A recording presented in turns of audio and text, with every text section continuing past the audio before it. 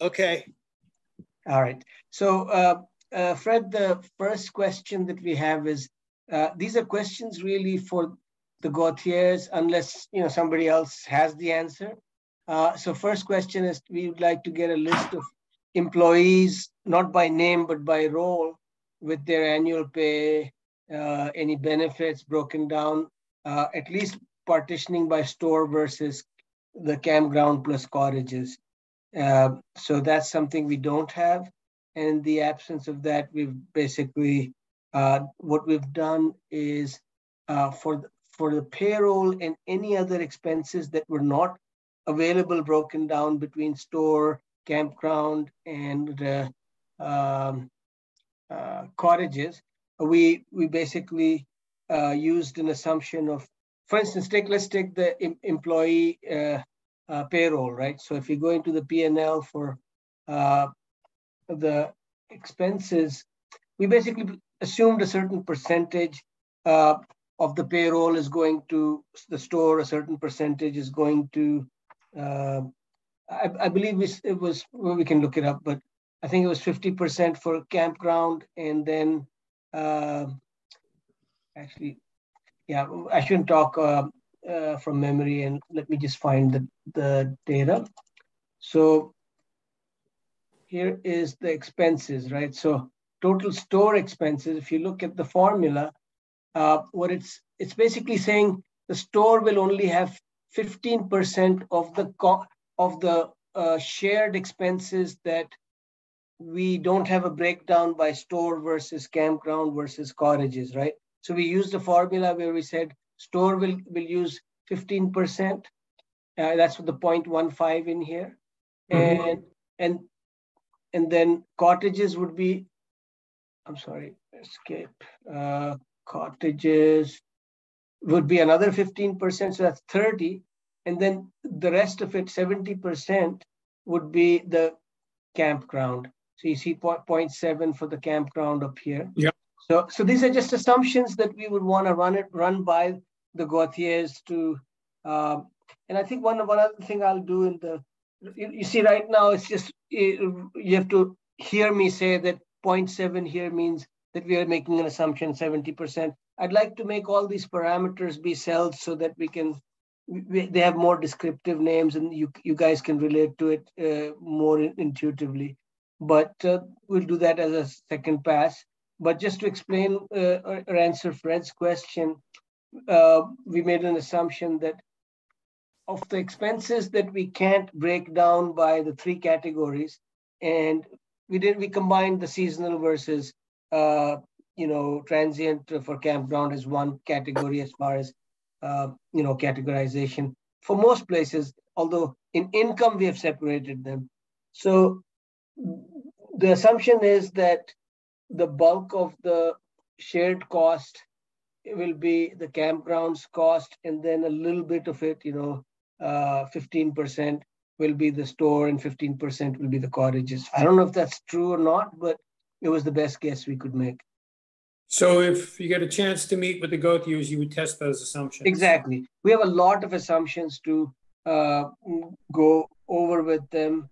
In particular, we're not sure whether, their labor is accounted for in our spreadsheet properly. In other words, because they were a special case, right? I'm not exactly sure, since they were owners, they were giving themselves disbursements as well. I don't know if they were giving themselves salary as well. So there's a lot that we don't know, or at least I don't know. So I'm not sure anyone does except them. I mean, the biggest ticket item that was a question mark was what was identified as rent on the first page of the P&L. Exactly. And we heard anecdotally that was essentially their salary or what they were taking out of the business. But to your point, it was never made clear whether that included their labor or if it was a disbursement or if it included anything else for that matter. Exactly. So that would be one question. Yeah. So especially if you go back to the questions, when we, when we get that list of employee roles, I want those to cover the roles that they played themselves as well, because we're going to have to pay somebody, or somebody's going to have to play that role. So that's a most important question. Then in general, we want them to review all our assumptions. So we'll get the spreadsheet cleaned up a little more, so that it's not going to change the numbers we have, but it's going to be more grokkable. Like I said, make all the parameters be described in cells, so that you don't have to look at our assumptions column and try and make sense out of the formula for a cell, right? So it'll be a little more obvious. Sure. Then there are things in the original handwritten, I think it was a profit and loss statement. Nancy was the one who dealt with that, but basically there were things we couldn't read, like association dues and something. We're guessing that these were like the Chamber of Commerce dues or something. I don't know, but whatever they are, they're accounted for, but we need to understand what they are. Similarly, they have expenses for auto. I don't know if, when you run your own business, people take, all kinds of liberties with, business charging business expenses. So I don't know, was there really, I mean, I'm assuming we're not buying any autos as part of the deal, right? So what were these automobiles? Will we be needing, will the organization, will the campground entity, whatever it's called, will it have to have assets, such as automobiles? I don't think so, but again, I don't know. Charity, again, it was just to get some tax deductions. Can we delete this? Supplies, those are some big numbers. What are those supplies? Do they include the store supplies? Because if you look at it, in our spreadsheet, we include just some global patterns in the spreadsheet. I want to go over real quick. Let's just look at some of the bigger picture patterns, right? So first we have the income, and then we have the expenses.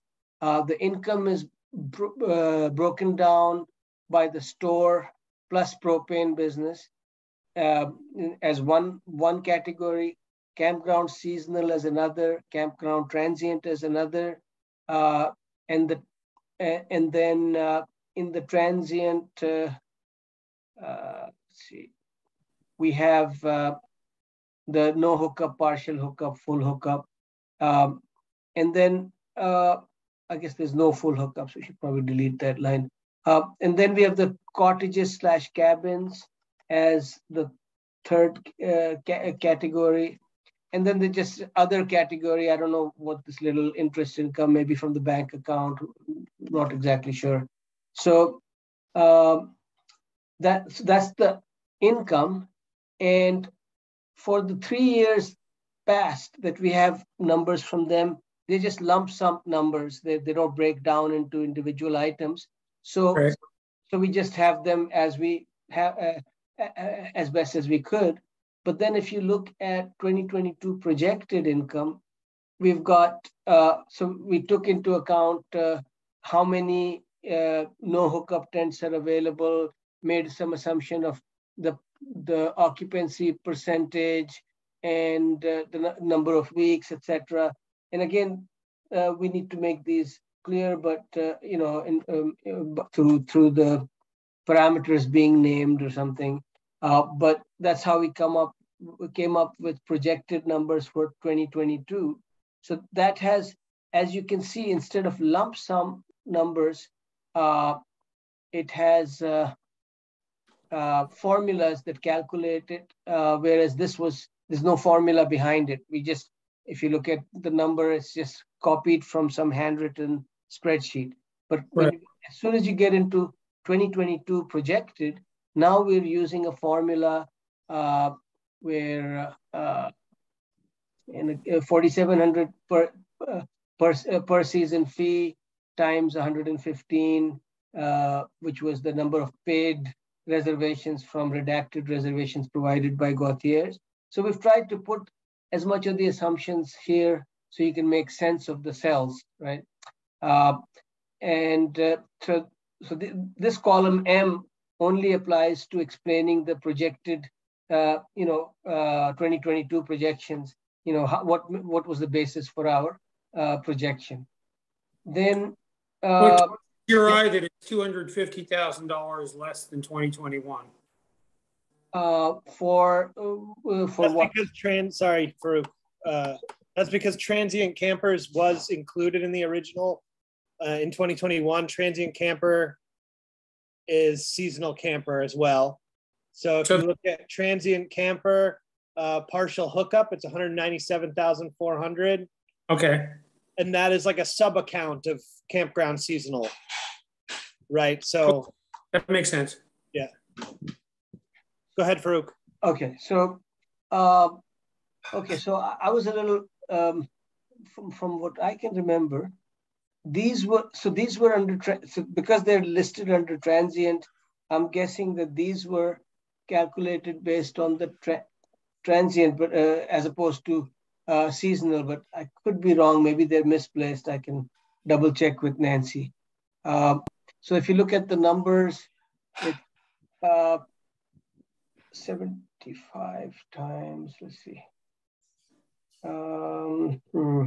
Yeah, I'm at a bit of a loss here, but we can make all these cells more grokkable. Unfortunately, Nancy's not feeling well at the moment, so she would could not attend. But if there are questions, I can note them and answer them via email.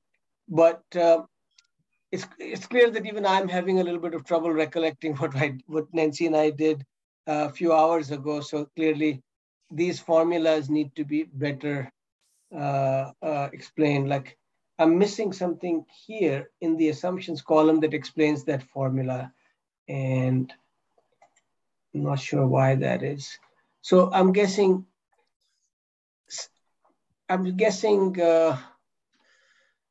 Yeah, I no point guessing. I don't remember the details behind this formula.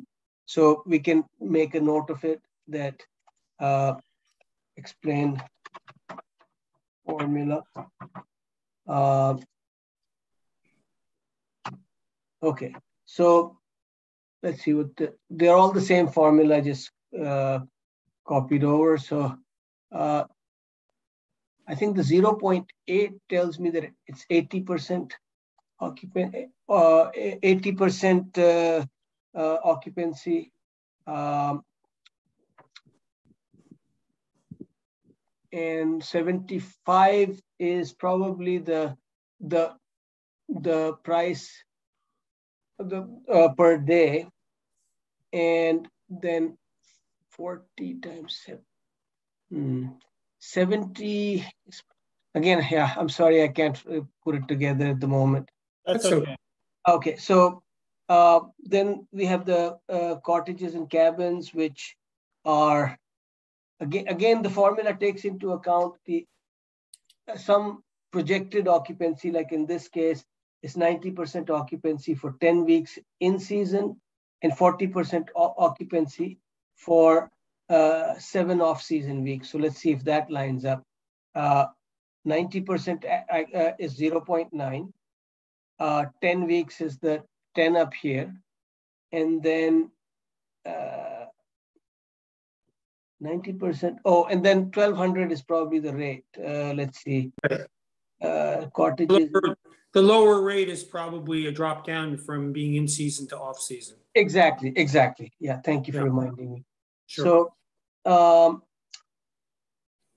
let's see. So that was expenses. I won't get into the. I will go to the projected. The 2023 onwards as a second pass. First, I just want to go through the earlier columns and especially focus on the projected column. Okay, so the columns F, G, and H are just data directly from their handwritten P&L, and So let's see, duplex. So again, we're projecting the income. So yeah, we're done with the incomes. Now the expenses. What we did, the first set of numbers, all these rows right here are directly calculated. Well, no, for the F, G, and H columns, they're from their handwritten P&L, whereas the projected is based on the previous years. So if you notice that for 22 projected 13,493 is the same as this one. See, basically our general assumption was that for income, we assumed that it would be similar to the highest year because, you know, that 2019 before COVID. For expenses, we typically went with the highest. Why is this one the lowest? So the most recent. Sorry? It's the most recent. It's the most recent. That's right. That's right. Yeah. But then if you look at the year 1, 2, 3, these, you know, whereas everything was lump sum for the previous columns, for year 1, 2, 3, it's broken down based on the spreadsheet that the grounds committee had done, or the what are they called, Mike? Maintenance or? I think it's like the maintenance and groundskeeping. Grounds and maintenance. Okay. Grounds yeah.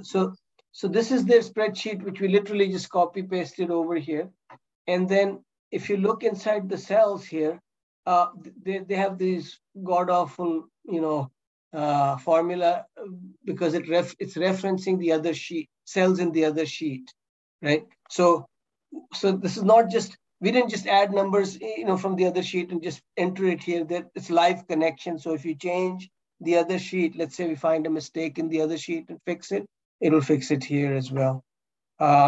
So here we are breaking down for the next 3 years, the first 3 years of the 6 years of operation. We're breaking down by the categories that were created, the itemizations that were done by the grounds and maintenance committee for the 6-year capital plan spreadsheet. So for real, can I ask a question? I mean, yes, a couple of the obvious things that jump out. If you start with the repair and maintenance on columns F, G, and H, which are relatively low compared to the numbers that are projected, is it fair to assume utilities, infrastructure, and grounds and services are assumed to be also part of repairs and maintenance as the growth years so calculated it? Just, yeah, let me explain. I was kind of bothered by the word utility. So they just called it utilities. I'll show you what they called it because I haven't changed it. They called it, the left side is structures, right side is utilities. But if you look at it, when I hear utilities, I think of the electric bill, the gas bill, etc. But that's not what they're talking about here. They're talking about systems, infrastructure, you know, pumps, boilers, heaters, septic system, and so on, right? That's why I didn't know, maybe there's a, you know, maybe that community refers to these things as utilities, but I at least added the word infrastructure, utilities, infrastructure, right? So yes, the utility may be oil for heat, but the infrastructure is the boiler, right? So that, so if you look, some of these numbers are big because if you look in here, there's some big ticket items, like on year 1, if you look at water heaters, 10,000, 50,000 electrical system. Holy shit, wow. So you can see, you know, there's some big ticket items. I mean, I'm not going to question the work of the other committee. I assume they know exactly what they're doing, or at least better than I do.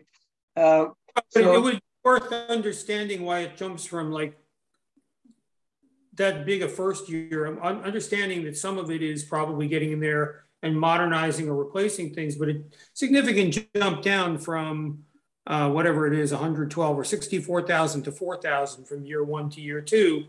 Whatever assumptions went into year two, I guess, is that all the year one stuff fixed Exactly. or whatever what Yeah, needed. so that's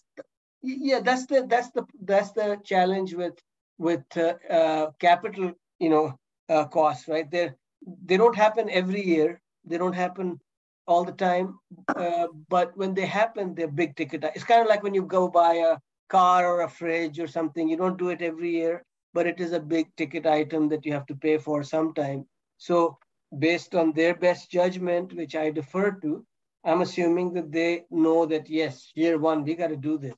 We can't put it out to year 2 or 3. You see what I'm saying? So yeah, the electrical upgrades are necessary for the transfer of property for liability purpurposes, and I think electrical code. Basically, it's to do with, as far as I understand, where the electrical boxes are placed on the property. They need to be upgraded and moved. Okay. On all of the buildings. So that's that 50,000. There might be some other electrical stuff in there, but I think primarily it's to bring the property up to current code.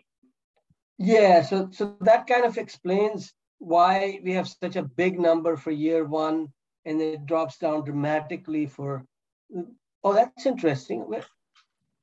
Oh, okay, we only did year 1, 2, 3 because I was looking at the left side and I only saw year 1, 2, 3, but there is more data for, okay, so I suppose we could. I think, yeah, yeah. I think that on the first one here, they went through 1, 2, 3, and that's kind of like upgraded everything for that stuff, I guess. And they don't need to do it for the subsequent years. 4, 5, 6, yeah. Okay, so we could fill it. We could basically update the our sheet to include year 4, 5, 6 as well. Yeah, I mean, the data is there certainly, so there's nothing preventing us from doing that.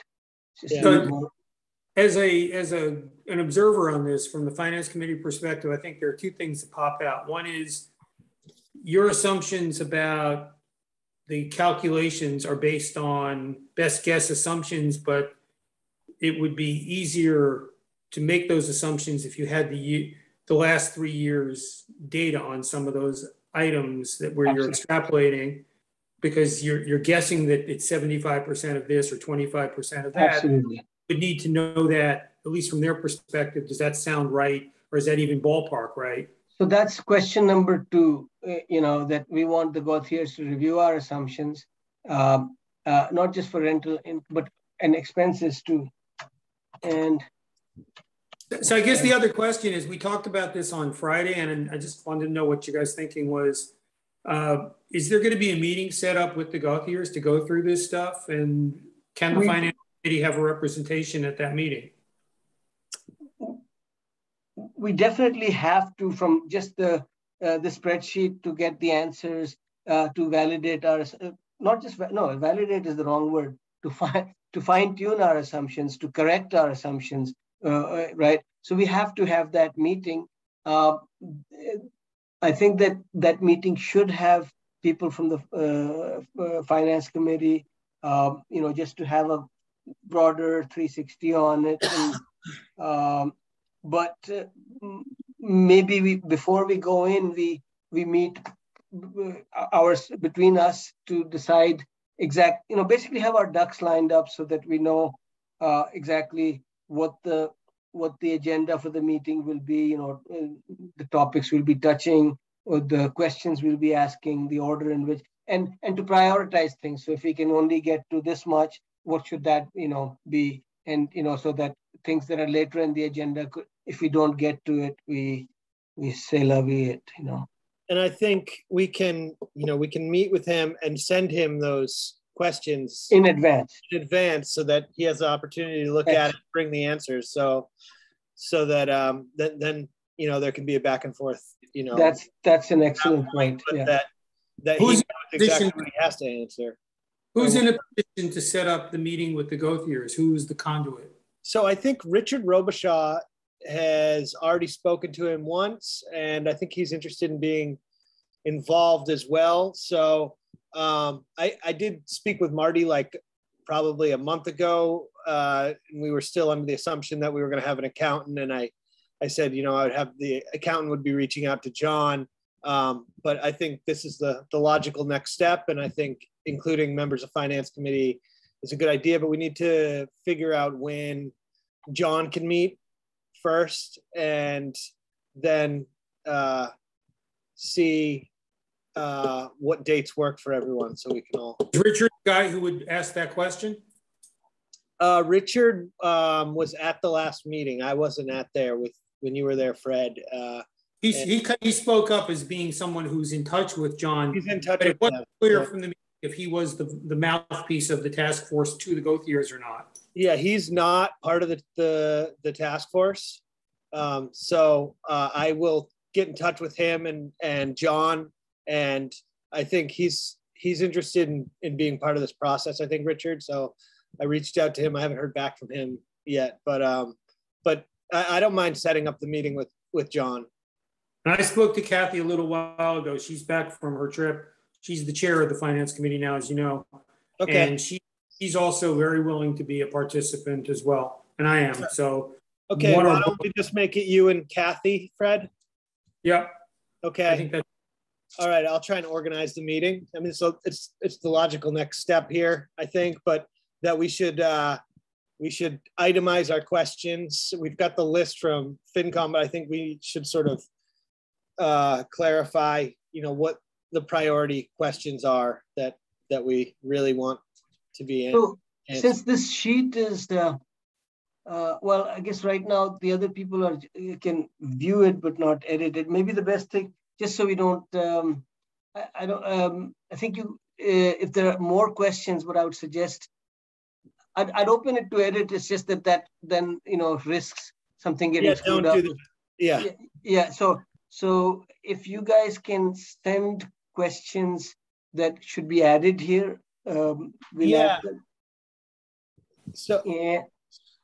And I got the point. Ryan and Mike both mentioned that there was property tax that we're including would go away once it's our property. So we'll fix that. Any other observations, questions, corrections? We'll go back and look, but our original questions, I think, came in, at least the immediate ones were in two categories that are still, I think, outstanding. One is that we just be able to validate that the numbers they've presented are accurate. That where'd you get them from? It's like, just ideally take somebody in a room and show them where you got the numbers from. We won't tell anybody, we won't just divulge, but just that we know that they're real numbers. Right. And then the so second let me one, ask you this. That's a very important point. I'm sorry, I'm talking over you. The second part is the stuff that you've been talking through, which is now can you devolve those numbers into detail? Can you tell us what salaries mean? Can you tell us what, the questions, the second level questions assume accuracy. So if you're confident that you've seen the numbers and they're real, now can you give us detail on a few key areas, right, like salaries? Now, you said something about, showing the underlying data, and I'm wondering, basically, who would be, let's say they're amenable to showing it to one person. Ideally, that's one person that they're closest to or trust or whatever. So who would that be? Would that be Richard Robichaud? Well, I think it can't be him. I don't think, just because he's partly not because he's not part of the group, but also in the purchase and sale agreement, there's a clause in there where they are required to certify the accuracy of the numbers, sort of like an affidavit, but not furnish their personal tax returns. And so that's part of the. I'm assuming tax returns are too high, level. I'm looking at more the general ledger, if you will, the equivalent of the, right? I think that a lot of it was hand ledgered. So I think they kept a ledger book. So I Right.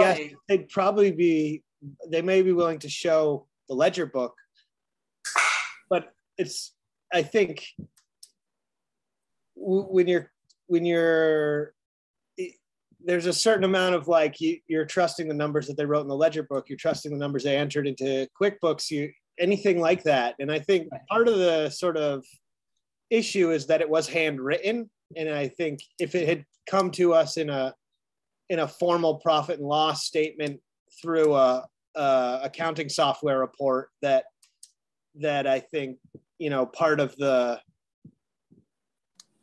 I wouldn't say, I think that it would be a little more. We wouldn't be asking this question. You wouldn't be asking the question. Exactly. Yeah. I mean, I think just the fact that people are still handwriting things, it speaks to how long they've been running that business for, Right. There's implication here that they're being dishonest. But if you're going to buy something and someone's representing a number, you typically want to value, especially big numbers. I'm not talking about the $100 for postage. We're talking very large numbers. You kind of want to understand how they got derived. So if you look, I've tried to, maybe not all of them are large, but most of the large numbers without any background data, I've tried to highlight in yellow and then basically gone and taken out the yellow cells, text, and made it into a question.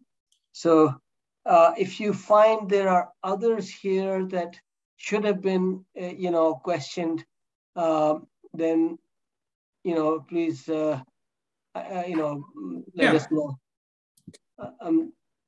I'm looking for where there was some, there were in expenses. Yeah, miscellaneous, 13,000. That's a heck of a lot of, there's a lot of money without any explanation behind it. Yeah, so that's really where the questions run. It's like where there's significant numbers and you don't understand where they came from or what the detail is. We should be able to ask that question. Kind of. That's it. Yeah. So that's on the question list right there. So yeah. And we have the questions from FinCon from before. I don't know if we'll get any. Hang on, Mike. You said there are other questions from FinCom. I'm sorry, I've been a little behind the 8 ball with work. Yeah, so no, these sort of came about at the beginning. So let me just bring that up. I won't bring it up on the screen, I guess, but we should consolidate all our Gautier questions. I'll just send that to you, Farouk. Okay. For the meeting. Okay. It was really top of mind stuff, Farouk. It was like when we were first involved about 2 months ago, and we looked at the P&L, and these questions just kind of rolled off our first reading of the P&L, said, what about this? What about that? And so we put it in a memo, and that's where it stood. I mean, it hasn't been revised since then. Okay. I think the other thing we want to sort of nail down is like what their season has been as far as like opening hours for the store. I know in the last couple of years, is that in Richard's stuff that's in here? I did not see it, but again, this was more Nancy's area of focus in terms of analyzing the input that we received, because I was not as caught up on it. But if you one thing that stood out, I'm sorry to, I was under, before I knew anything better, just, based on a naive assumption, I was assuming that the most profitable part would be the store. And what I was quite surprised that it seems that, the campground is the most profitable, and the cottages, the store is, the cabins after that, and the store is quite modest from what I can tell. Does that surprise that's you? One of those things that we need to make sure that the expenses of the store are accurately reflected Yeah. store expenses Yeah, it because just surprised me that it was so low. I mean, why would you even run a store if it's not making, at least 100K or something? yeah, I don't know, but I do know they sell alcohol in there. Oh, So it's got beer and wine. that alone should make Yeah. Yeah. a lot. One would think. Yeah, Right. actually at the campground itself. So I mean, I think they, it's really fairly priced goods in there for this day and age. So I don't know how much I plus see. they're only open a fairly short window of time. So That's probably another reason, yeah. I think we need to get to the bottom of that assumption of like what their expenses are, the store expenses, and is the labor expense, like how much of that is really reflected in the store's expense. So Right. yeah, it's hard to know just from that, It sounds to me like we have two to-dos coming off today. One is to get together and refine the questions. To your point, Farouk, the priorities, what do we need to know, whether versus what would we like to know, and then set up a meeting with the Gothiers after we do that to ship the questions to them and say, this is just what we'd like the meeting to be about. Does that make sense? Yes. Yeah.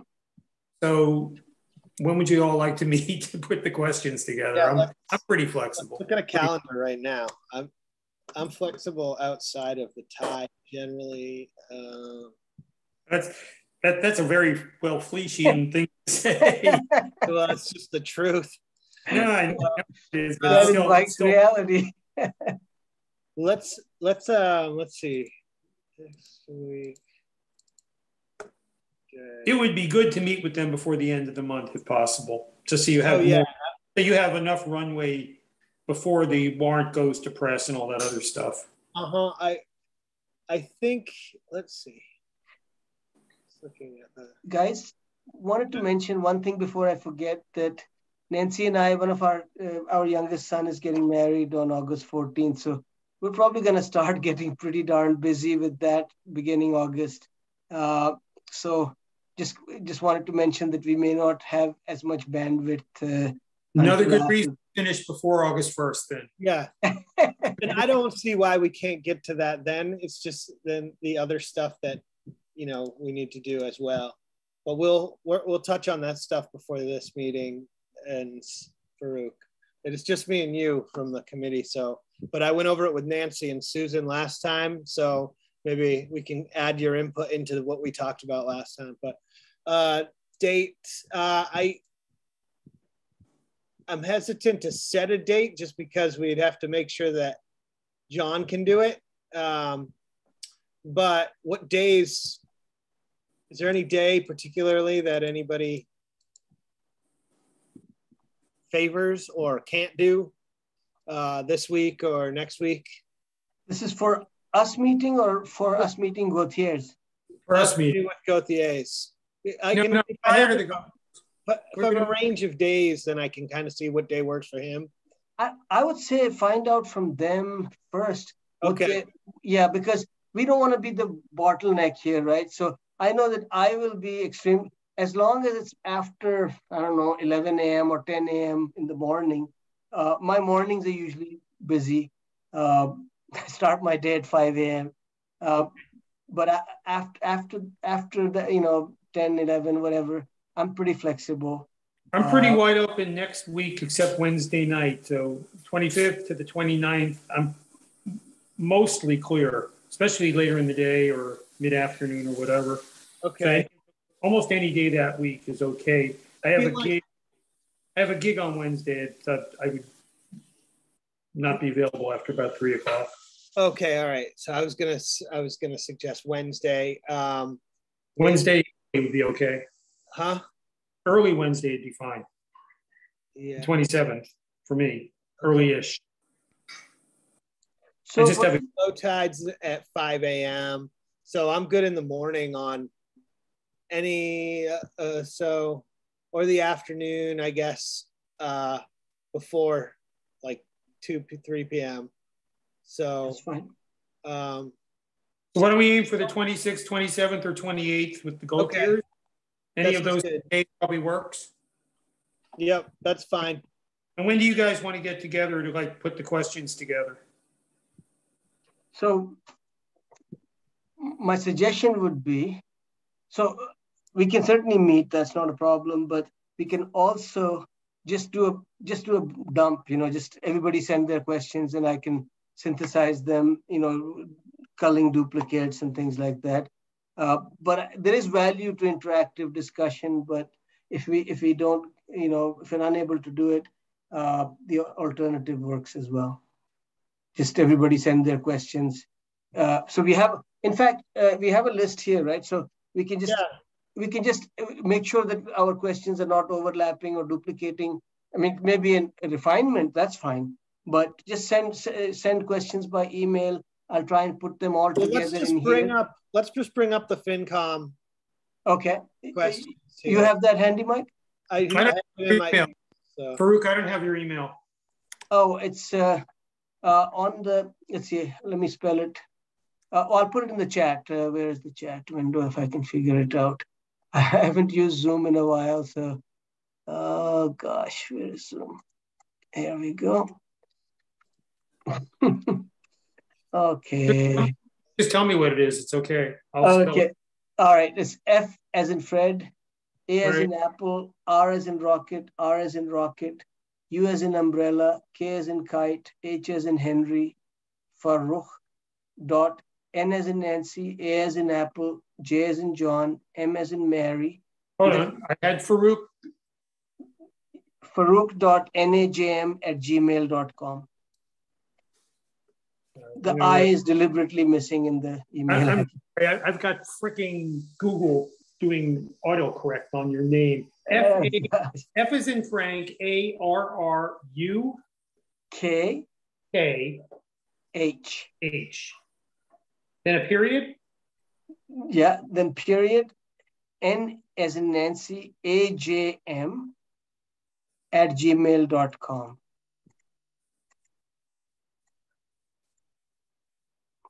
Okay, I'm gonna run that by you really fast, but I think I got it. FARRUKH dot N as in Nancy AJM @gmail.com. Perfect. Yes. Autocorrect is just the worst. I know. How does it think it knows better than you do? I don't know. All right. Thank you. Screen. Good question. The picture you have behind you, have you been to the Egyptian Museum in Turin? Or somewhere? No, I have two daughter-in-laws from Egypt. So they gifted. I have quite a bit of Egyptian. We have a couple of pictures that are very similar. And there's a large Egyptian museum in Turin, second largest in the world after Cairo. And we picked them up there. Cool. Very similar. Very cool. Okay, let me just get these questions up because we can kind of look at them and maybe we can prioritize them right now while Fred's on and then just send it. Oh, I have so much stuff on my desktop right now. Where did that go? All right.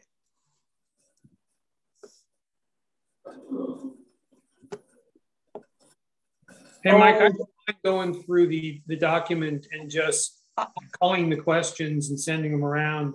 Yeah. I mean, and see if any have emerged in the last couple of months that we forgot to ask back then, I'll add them. But I don't think they're very different than what we were thinking about a couple of months ago. No, I mean, it's just the things that stick out really because in essence, the business is fairly simple. I mean, it's renting campground spaces and then running a store. And yeah, it's like about teasing out what are the costs and what at the end of the day, is it going to cost the town money, make the town money? Can we break even? Is there, what is the profit here?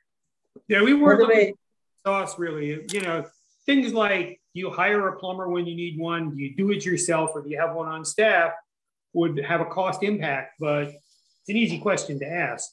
Right. Now, I just remembered one other cost that we forgot about, just came to mind.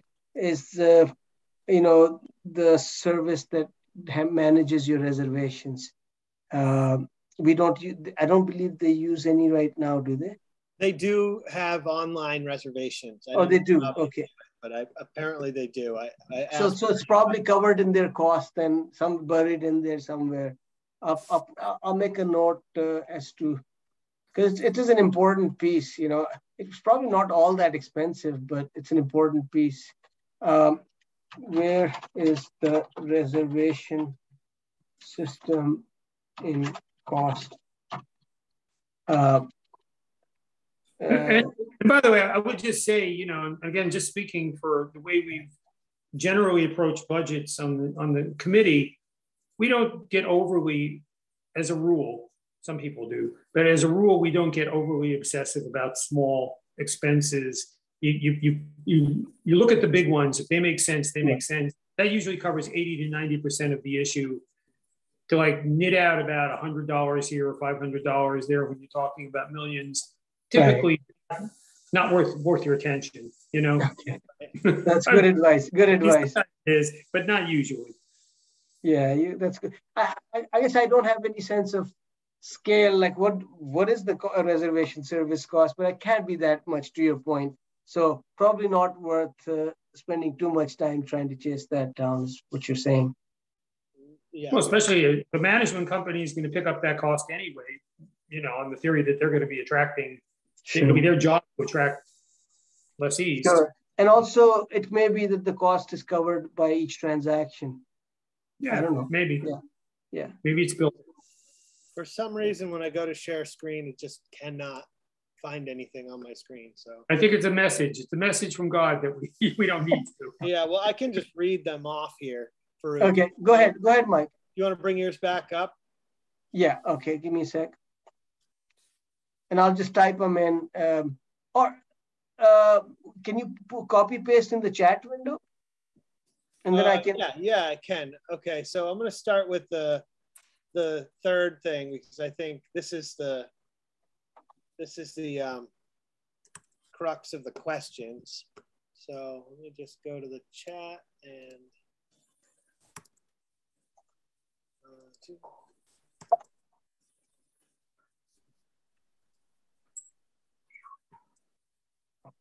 Well, they do is slowly and deliciously. Does not want to let me copy that into the chat.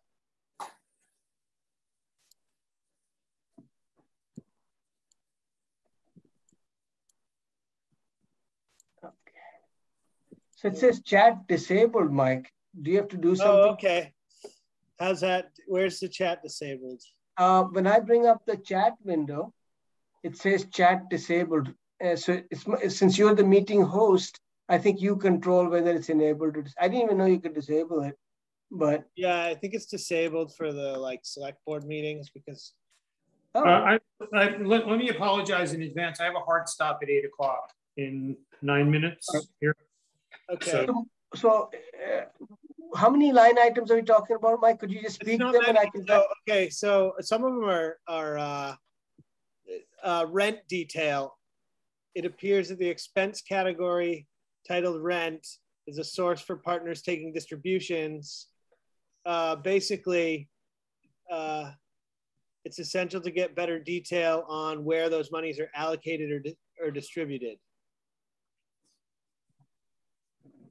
So the obvious point there was that's about a $450,000 to $500,000 line item that had no detail attached to it.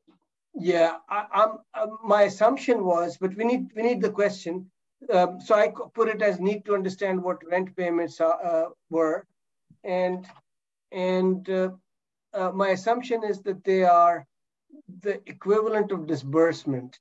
Well, that was ours as well, but we don't know that unless we. And if they are disbursements, is 100% of that going to the, or is it 80%, or we don't know?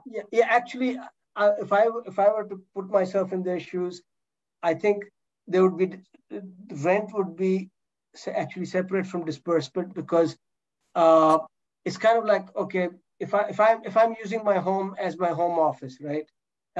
Then this room that I'm in, it's my office.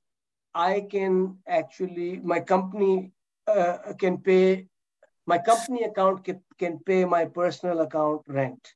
That's on top of any disbursement. Rent is an expense. Disbursement is just the excess money from the company that flows through to the owners. So I take back. I think that's correct, but there is no line item that says disbursement.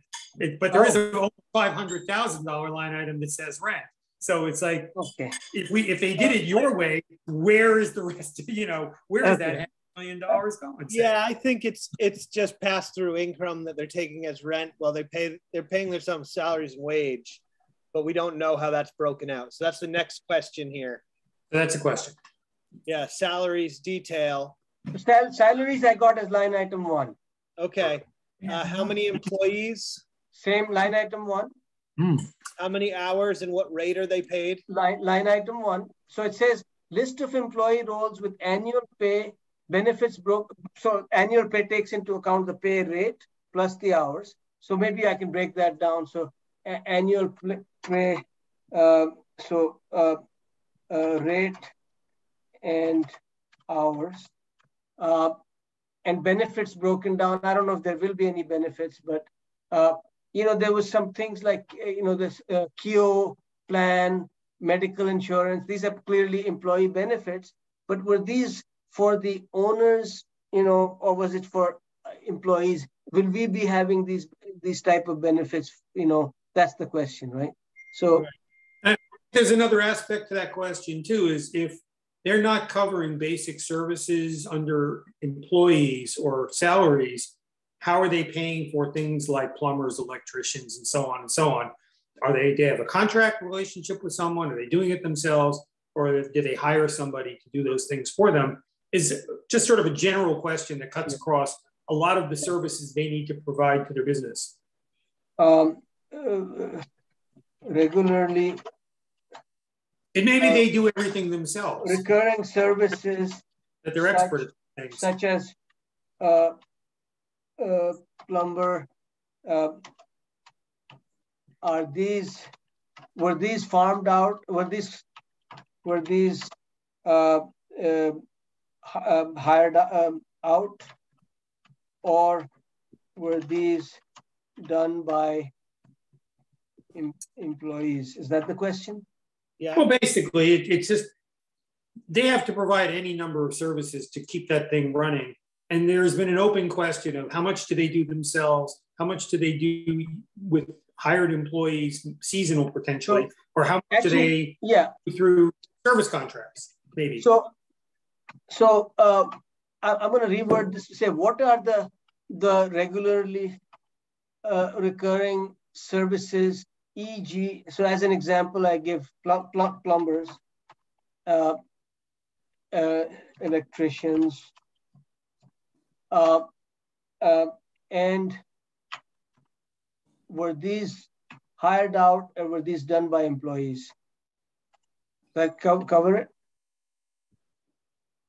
I think maybe we should just ask it in a more simple way and ask if they were doing what percentage of their repairs and maintenance were done in-house? Good question. That's a good way to ask it, yeah. Okay. What not percentage, it's not like, we want to know what things they did versus what things they found out, right? So percentage wouldn't help, right? Sure. So well, I was kind of thinking of their costs of maintenance and repairs, So if you look at the data they provided for repairs and maintenance, okay, so these numbers, so I think that's, first of all, we need to copy this into the question, and that's the topic, right? And but O&M side of that, there's an assumption in that capital spreadsheet that these are the capital costs for certain systems, but they all have an O&M component to them. They have to. I'm assuming that's not built into the capital. Maybe it is. Maybe what do you mean by O&M? Sorry, I'm not familiar with. Yeah, Fred, I believe that is the total cost of contracting it out. Okay. Yeah, that I was mean, not by Maurice's, but yeah. So that's our future costs. So that's just the thing. It's like dotting the I's and crossing the T's. We'll at least say, okay, we understand what that number means. It's this plus that. Okay, done. And move on. Yeah. What? Hey, I got to get off. I'm sorry, guys. Okay, thanks, Fred. We'll just go through the rest of your stuff here and integrate it from the letter you sent. Okie doke. Okay. And I'll look at the original letter, and see if there's anything that's come up in the last 2 months. I don't think there is, or not much anyway, but I'll take comprehensive, and some of it overlaps, but the questions are asked in a different way, and I think it's right. Correct. Yeah. It's helpful. So okay, cool. Thanks, Fred. Thank you, Fred. Take Thanks. care. Bye. All right, Mike. How many more questions? Oh, not that many here. Okay. I can just send them to you, but yeah, if you want to email it, I'm gonna email it to you anyways. But I think maybe it would be just useful right now to discuss. Okay. Yeah, because some of them I'm not sure if they need to be prioritized because there's or if they're already in here. So okay. Basically, what? See, this is at what rate have those costs increased historically, and projecting forward, how are they likely to change in the next few years? This is again repairs and maintenance. This is salaries and benefits. Like how much money have salaries and benefits increased on an hourly basis, I would say. How have they increased over the years? Well, yeah, I guess I guess in the last year really is what we're looking or projecting forward, right? So are they increased this year is what we want to know, and how much, because increased, that would help our projections. Okay. How have they increased? Why don't we ask for the last 2 years, just to, or you think it's enough to just ask for? Well, last year's in there. Last year's in there, so you can kind of look at it. But I guess we could ask them in the last 2 years on an hourly basis. Yeah, over the last 2 years.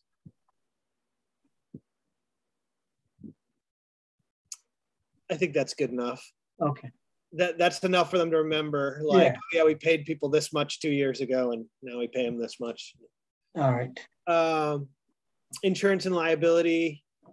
See, that I'm not sure if that's really pertinent to what we're doing. What kind of insurance is currently in place? The town has a general liability insurance policy, and if the town takes control of the property, that's kind of thing that we're going to be doing through town council, and however any kind of lessee or management company would assume liability. So I don't know if it's really pertinent to the finances. So, not. But that's questions for us, for the task force. I think in general is like, it says, would a contractor assume the liability of the property as a whole, or would it be shared by the town? Can they indemnify the town? Those are kind of questions, but but they're not related to what we're doing right here. Yeah, they're more like legal, stuff that I think is outside the purview of what we're doing right now. All right, and then you've got in here the capital projects, like what are the anticipated stuff? So we've got that taken care of. From the other committee. The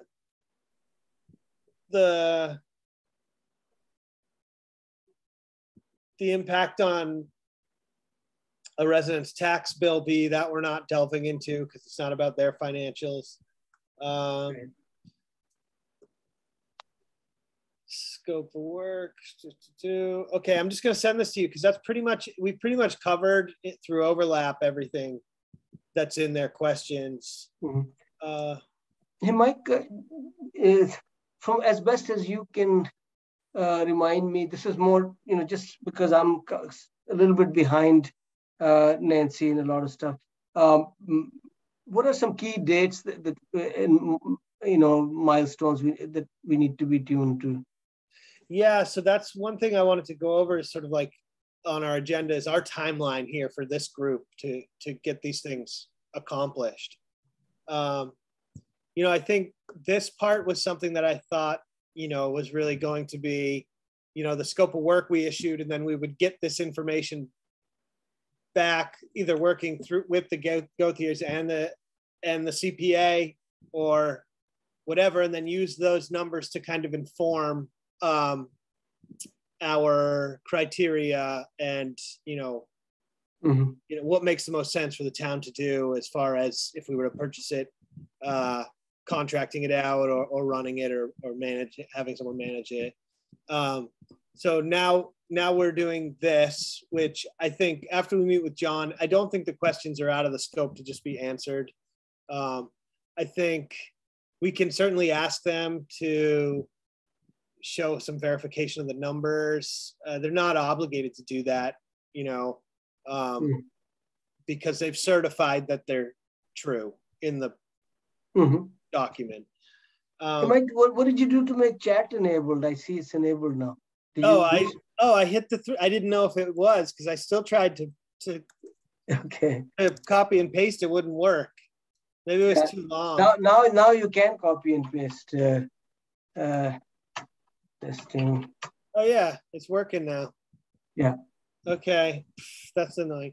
Yeah, I did that, and then I tried to copy and it still didn't work. So I thought it was still sometimes copy paste may have length limits, so I don't know how much. Yeah, it was just too long what I was trying to copy. Okay. Just email it and you'll see. I'll email you the whole thing. It's kind of like a 5-page letter. Okay. So they're not just, but we've covered the most important things on here that are to do with what we're doing. So let's look at a calendar here, and I want to kind of wrap up. And why don't we bring up, after we talk about this, let's just bring up what Nancy had before for our criteria.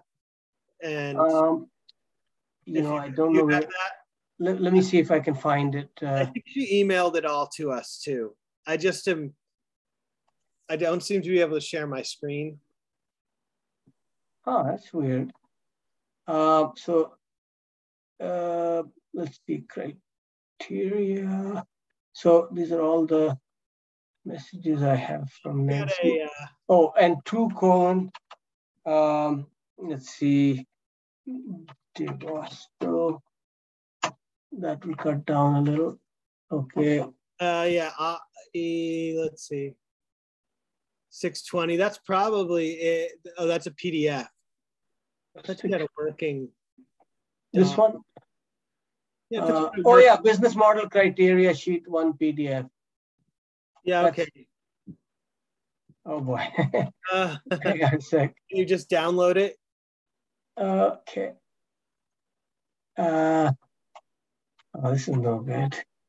I know that I could probably get to the source document. You just need to get to these questions right here. But before that, I mean, I think as far as our timeline goes, I think we need to wrap this up like in the next couple weeks. But particularly the financial thing. So I think we need to meet, if we can meet next. It doesn't seem like people can show up on Mondays. Having trouble getting Susan and Lara both seem to be tied up. I think Lara's really busy actually at this time of day. Okay. So I'm going to try and schedule something next week, maybe right after we meet with the Gauthiers. Okay. And just try and finalize that stuff in the document there. I don't know if you'll be able to update the spreadsheet after that, and then maybe absolutely meet right after that and sort of go over it. And I think we'll probably do it in real time. Yeah, we can just kind of finish that up, and then so we're doing the P&L stuff right now in the other spreadsheet, but then the 3 criteria, and I did like the suggestion, if everybody is pretty much convinced that, you know, town running it is off the table, then why do the monkey work? You know, let's just cut one of the options. And I don't know, that's just my thinking that, I know that sometimes it's necessary to go through the motions to make a case, but anyway, I just want to throw that out there that we could reduce the complexity of our task if we eliminated an option. But at the same time, whatever we've done with P&L, somehow we have to map it to the three options. Like, how is it going to be different for the three options, right? Each expense, or is there no connection between the P&L work? I don't think there's a like a straight up connection. Although I think that when it comes down to issuing an RFP for these, we need to know what the value is of running this to some degree. Like, how much meat on the bone is there? Exactly. Okay, I see your point. The town. So, like, if there's $100,000 worth of profit in this business, let's say, or let's say there's $450,000, that's two very different things that the town can sort of expect for a lease of the property. And so I think, we're going to be doing these this upkeep and maintenance and capital improvements year one to keep this campground operating. And we kind of just need to know, I think in either scenario, like, is one more financially beneficial to the town? There's a lot of unknowns, Mike, because we don't know what the management company, what the terms of each of because we won't know until we put it out to bid and, No, yeah, we won't know that stuff, but we'll know sort of, if we were to put it out to bid, there'd be a minimum bid. Like, and so that the minimum bid that was derived for like leasing the beach parking lot was like to do with the revenue that the beach department would get from the beach, the cost associated with it. So it had to be the town lot at Cahoon Hollow, right? So there was a derived figure. I don't know if we're prepared to derive that figure, but I think we need to kind of see how much meat is on the bone as far as that goes. And if we were to hire a manager, we'd need to have like that kind of information, like how much can we afford to pay someone? Like, is there a proposal if the town's going to basically take the risk of the profit and loss? How much would it cost us to pay a management company or someone to manage the property versus the lease option to know what is the minimum bid you expect to, right? What's the minimum bid, and like what's our costs associated with the property, and how much do we need to have for a minimum bid in there that's reasonable, that still puts the town in a good position. So the options are pretty different, I think, in terms of what it means at the bottom line, and some other things are more important than. So if I were to paraphrase what you said, the P&L spreadsheet is going to inform some, the parameters of the, lease bid, what is the minimum bid, right? Or it's going to inform what we are willing to pay a management company, but it's not, otherwise there isn't any kind of, we're not trying to use the P&L to say whether one option is better or the other. Yeah, I'm not sure if this is the most up-to-date document. Probably not, because it's a snapshot. I can find out where the I just need to find where. Give me one sec. I'll find it real quick. Yeah,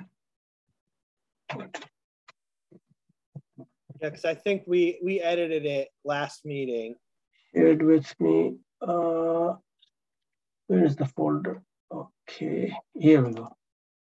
Oh no, that's not it. No, that's not it. So it's got to be somewhere in her drive. And all right,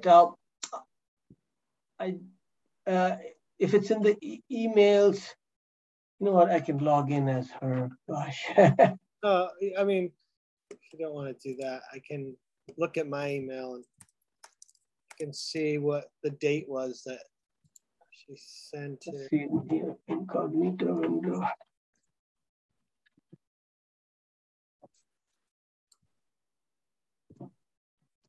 Okay, spreadsheet. Okay. She sent it out to everyone but you, because I think she made it with you. So let me just forward this to you right now. All right. Forward to. Okay. There, I'll give you that because I can't share it for some reason. It just keeps showing me blanks. Blank. Financial review ops plan. When was this shared? This was shared. Maybe this is the folder. Okay, this is the folder. I think I found it. Options for operating. This is the one, right? Options for operating. Yep. Okay, so this is the most current. And I haven't looked at it in a while. So is there anything that tells you whether? Yeah, so let's go the annual, profits or losses. See, the part of the problem is that, like, I think, so what is our annual profits and losses? That the assumptions in that number 20 are going to be like based on how much we can lease it for, how much we can hire someone to do it for. And so we have to put some assumptions in there. Like, we assuming we could get assuming we bid it out with a minimum bid of like $100,000, the town would profit $100,000, but not profit necessarily, but would generate $100,000 of revenue, right? Right. And is that enough to cover whatever maintenance costs, etc.? Yeah. Per year exactly. Like, what are the, so that's something we kind of have to look at once we get the information. And then it gets, there's a lot of legal stuff, like, the lease company, what things are they responsible for what things is the town responsible for fixing? Like, if a pump breaks, who's fixing it? Is it the town or is it the lease company? I don't know the answer to these things. You might have a better idea, but I think it depends on the structure of the contract. Yeah, exactly. The contract to bid, So at that point, so then with the operator, maybe the town says we're going to pay someone $150,000 or something to manage the campground, or $100,000 with a percentage of the profit or something like that, or whatever. I don't know.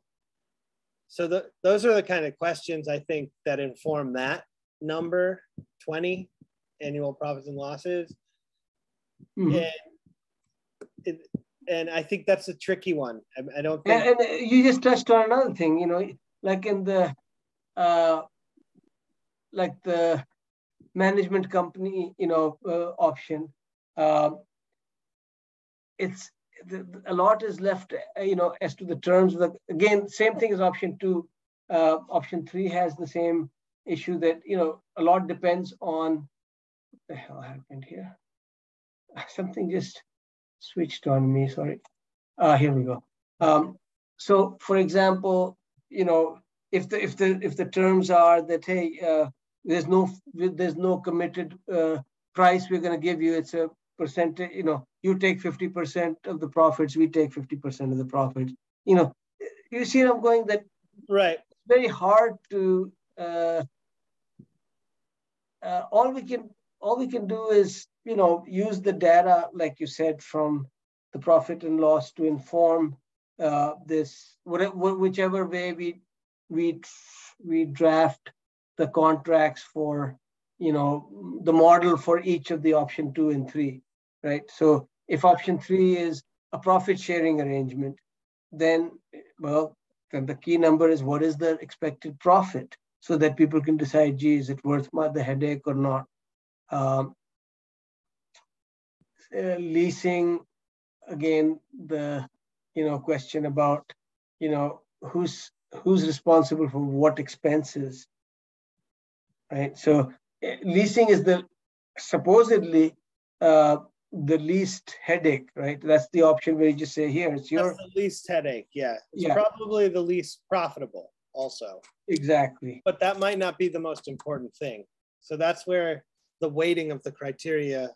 Well, the thing is, again, leasing option, you have to be very clear in the contract as to, basically saying you're responsible for all the expenses except capital expenses, as an example. If Right. a place needs a new roof, okay, that's not on you. But if, I don't know if what's a good example for something that happens, something breaks, I don't know. Broken window. Broken window, thank you. That's on you. We're not paying for that. Right.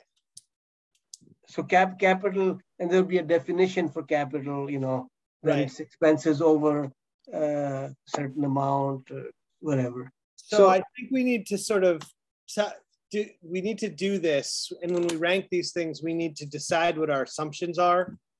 Exactly. And write that in under assumptions in a paragraph, basically, for each of these options. The assumptions we made are that, the leaseholder would be responsible for X, Y, Z. Mm-hmm. I'm just going to add another sheet here to do. Add assumptions column. Okay, what else were you suggesting? And so I'm just leaving notes here for Nancy is basically what I'm doing.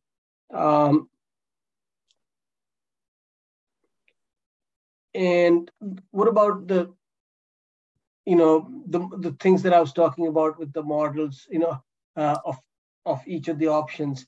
Are we going to, is it premature for us to suggest, what is the, in other words, let's take the least headache one.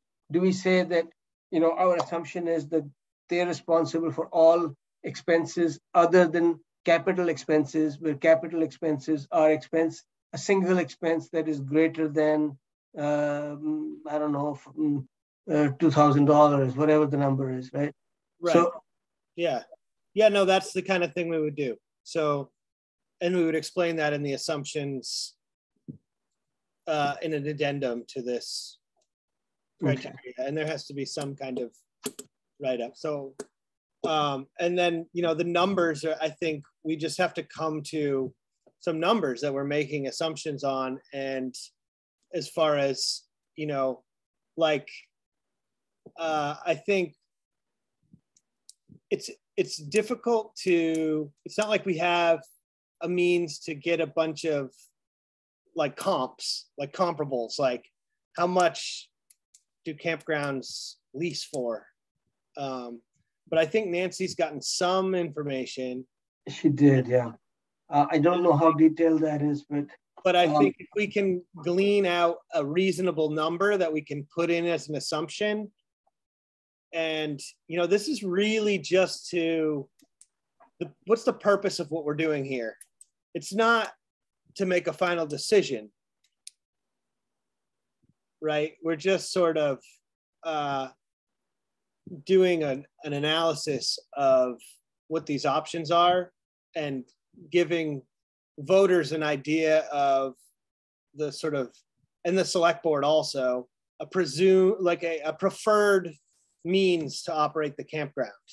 So, they can look at it and they can look at our assumptions and go, I don't like these assumptions, or we can charge more than this.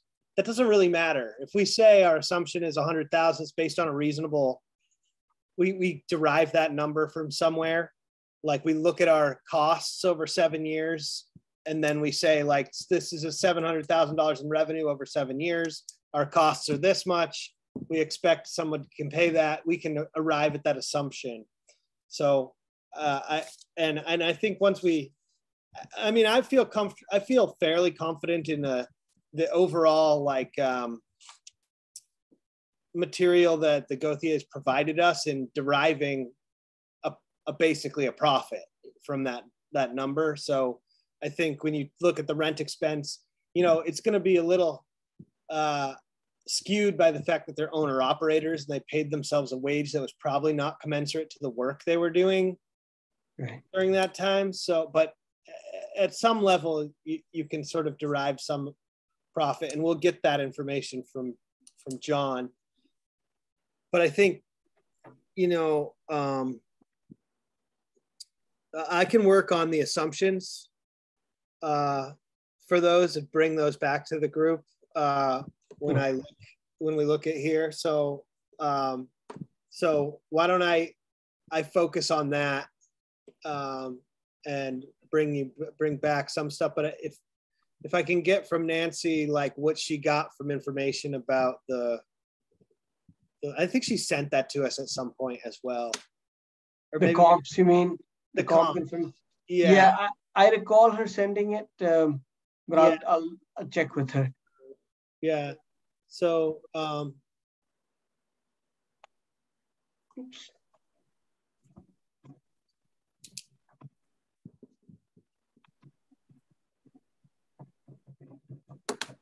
Okay, so let's bring back up the criteria, and maybe me and you can just go through it and see if some of this stuff needs to be reworded to fit a criteria better. That's kind of what we were working at. I think we kind of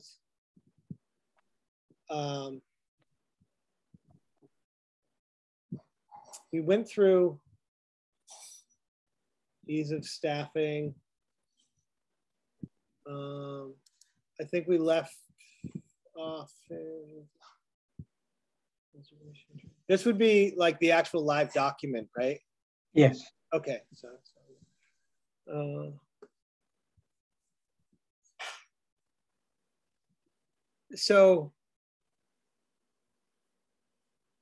I'm not sure if number 7 really is necessary. Okay.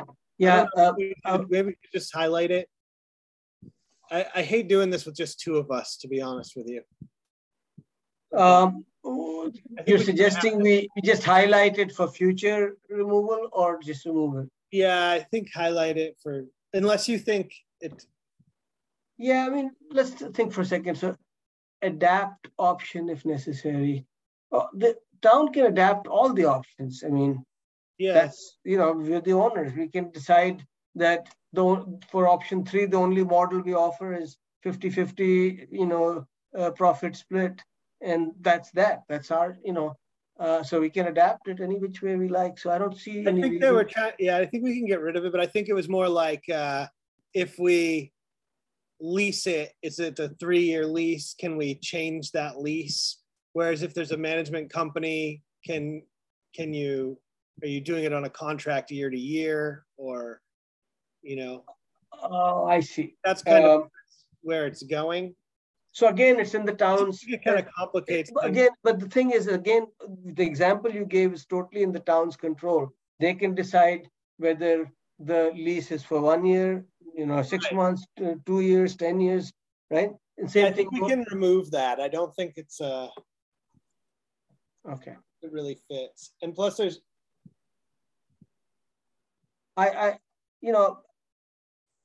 Here's another thing we can do. Control-Z. We can make it market as line through it. Yeah. Yeah, exactly. Format. Because we're going to have to go over this again before there's still a fair amount of work to do. Yeah. Okay. So safety and neighborliness. Why don't you walk us through, since, we may not necessarily, okay, there's not that many lines. We could go line by line. You want to do line by?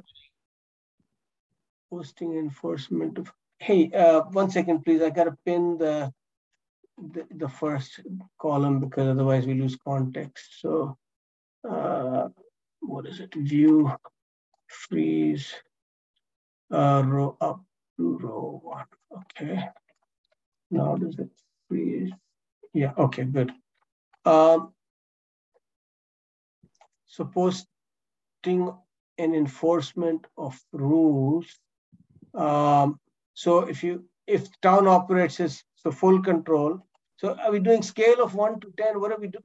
We haven't decided that yet. We're just sort of like defining whether these criteria need to be in here. And okay, so I think posting and enforcement of rules is how much control does the town have, right? That's basically what we're talking about here, right? Yeah. So obviously option 1, the town has full control. Option 3, the town has pretty much full control. Yeah. But option 2, they have reduced control, right? So they can sort of, in broad strokes, they can say this is do the do's and don'ts. But besides that, it's the leasing company that decides what the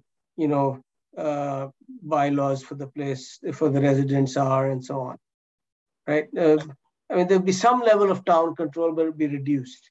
So if we could do low, medium, high, we could do 1, 2, 3. If you want to be able to add, them and do any kind of math on it. I'm not sure if this should be a criteria for. Why not? I mean, it is significant that town has more control in some options and less control in others, is it not? Yeah, no, it's true. Yeah. But I see 10 and 11 kind of overlapping. Posting right. and enforcement of rules, consistently enforcing rules. It's all a matter. It comes down to what controls, how much control does the town have? Yeah, I think it could all be reworded into like into one criteria or 2 or something like that. In fact, 9, 10, 11, 12. Wait, hang on a second. 10, 11, 12. Yeah, these are all 10, 11, 12, and even 13, 14. All of those, it seems to me that they're all having to do with, rules, right? And enforcement of rules and control. So to me, the way I look at it is that all of these are just the description of this cell number 9. Number 9, exactly. And there's one row that says town has most control in option 1 and option 3, but less control in option 2, something like that, right? So this 10, 11, all those things I've highlighted are descriptions for 9, but they're not separate line items. Right. Do you agree? Yeah. Because they're all gonna exactly be the same, They're gonna be the same number in the ranking system. Right. So how can I merge? I'm gonna have to figure this out. 1 second, Control C. And then Control Enter. Can I paste it? Oh, there we go. Not bold, like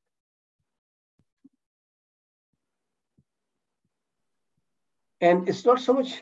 I mean, safety and neighborliness sounds like a good title, but the real, what to me, what this is implying is how much control does the town have over the campground?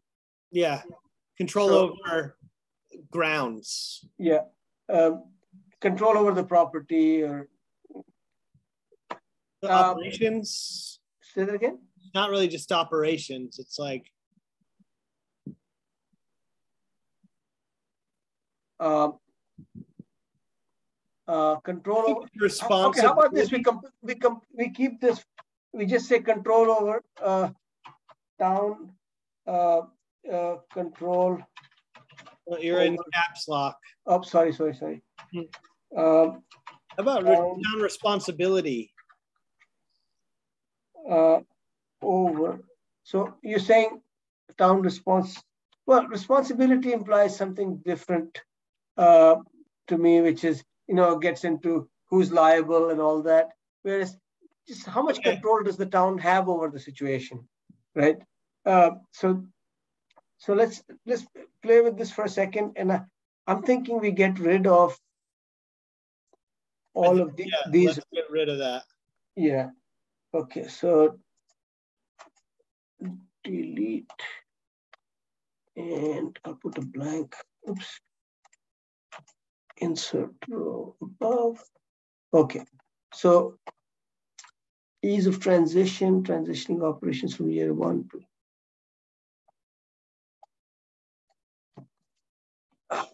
Just trying to make it a little more readable. So continuity. I can't help but feel like there is a more up-to-date. I think we changed some stuff. No, I know, knowing how Nancy operates. Is there multiple files? Oh, if it is, that would be, okay. You know what? Let me see if she's around. Let me find out. Give me a sec. Okay. I know she's around, whether she's resting or not. I just think there was some stuff that we did. Yeah, it's just to answer that question. We're not sure if the comparison of options sheet is up to. I mean, is there more than one copy?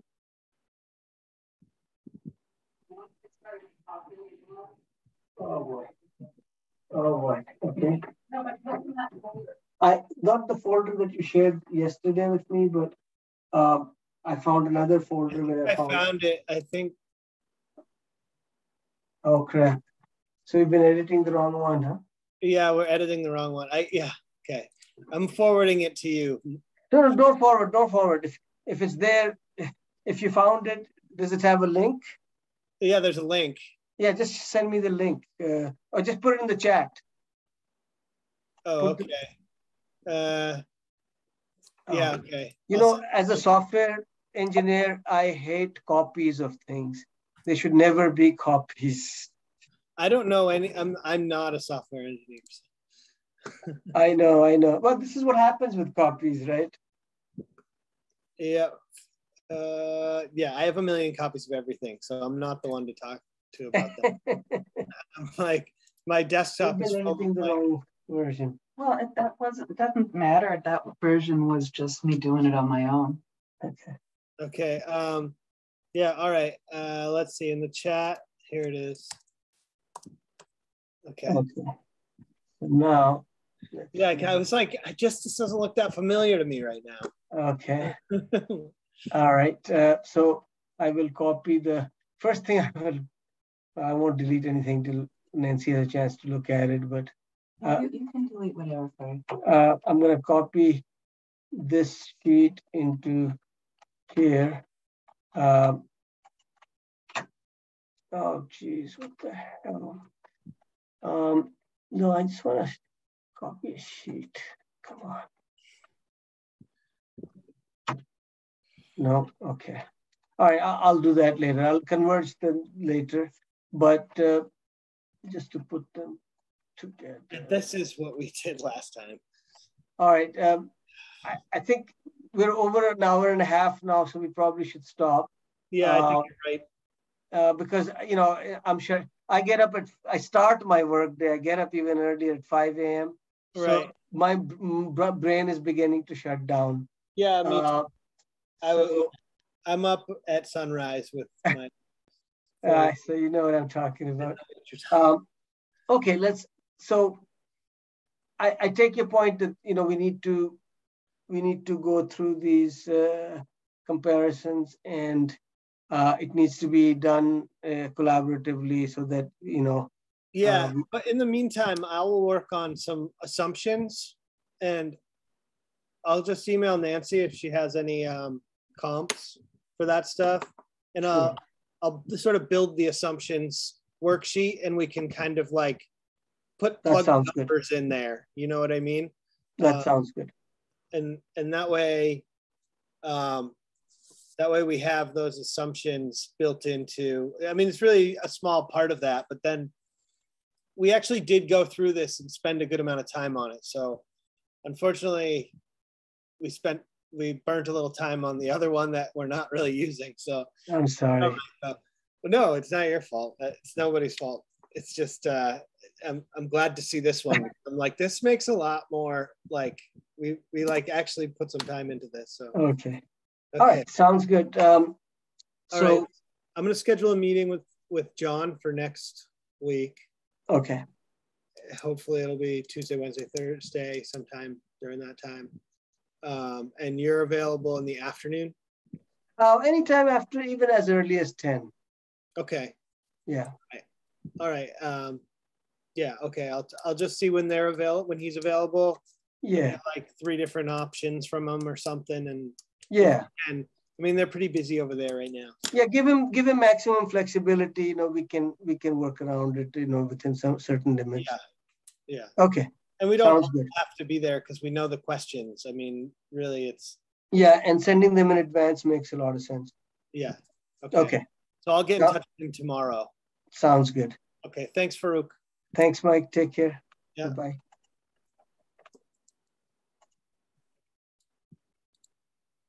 Hey, Ryan, you there? You can go figure out where they. Yeah. Yeah. Yeah, I still am trying to figure out where the exit button is. There we go. Take care, guys. Okay. Hey. What's up? Anything that you want to add or anything before we go meet with John? Not really. You do have to kind of figure out how much labor they put in. Yeah, that's in the question. So. Yeah, and what that would cost to replace. Then so the warrant is going to close on the 9th.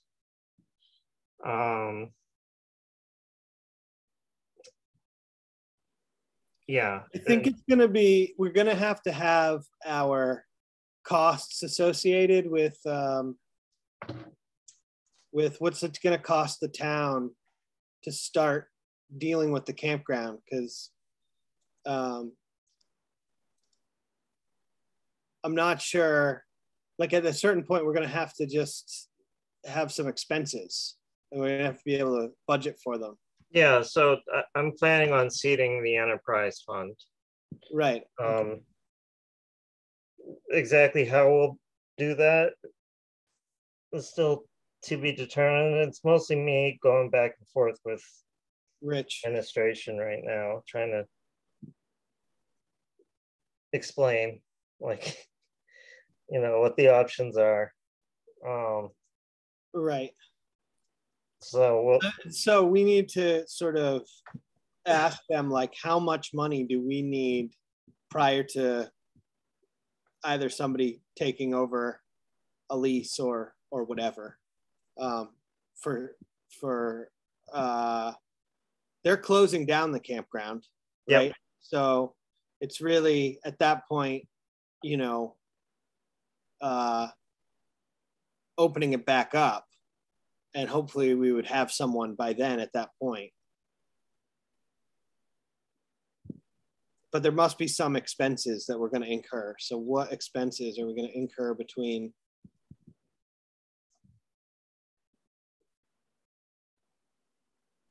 that, and there's some revenue as well.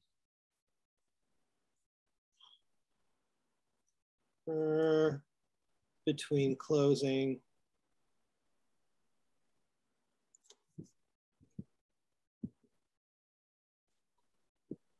and opening, and then we're going to have another town meeting prior to when it would open.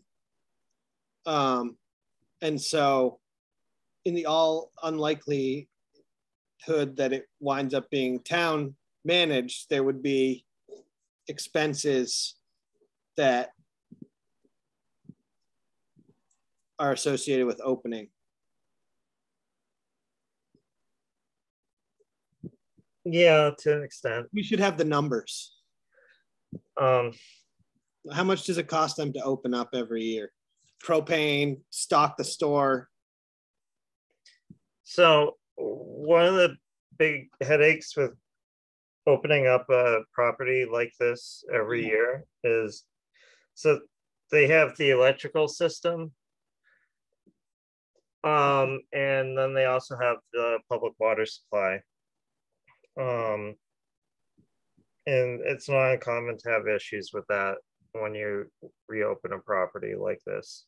Yeah. Right, your pumps are down, everything.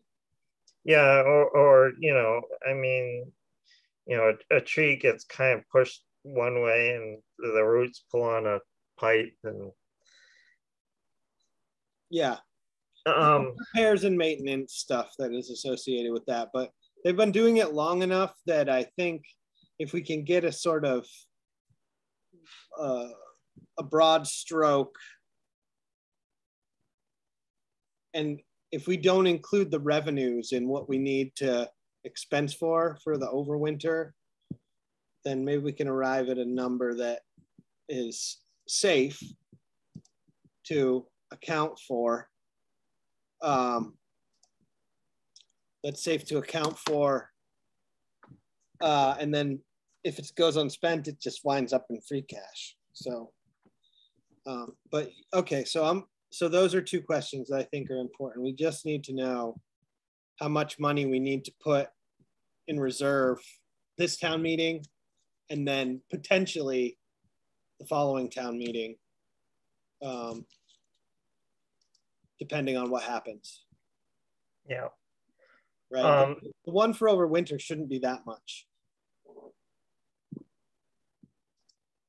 Yeah, I'll have to talk to Rich about what has to be done over the winter.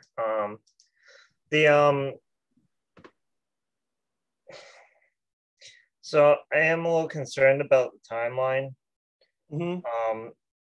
At this point, for the financials, they really need to be done within a week. Yeah, so I think we're gonna meet with them Tuesday or Thursday. I'll try and call a meeting like Friday or Monday with the R group to get back whatever John sent us. But the financials that we need to have by the warrant are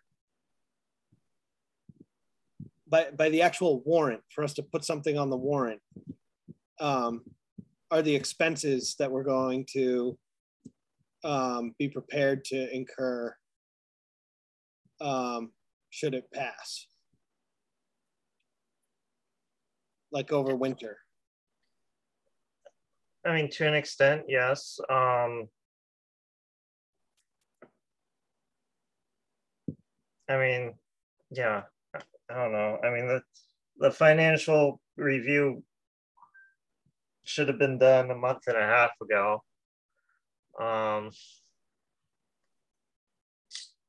So I'm a little concerned. We kind of are where we are. Yeah. So we just have to move forward. Yeah, and it's what the finance committee is going to be looking for. And it would be easier to get their agreement to the purchase if we have something for them, or agree to support the purchase.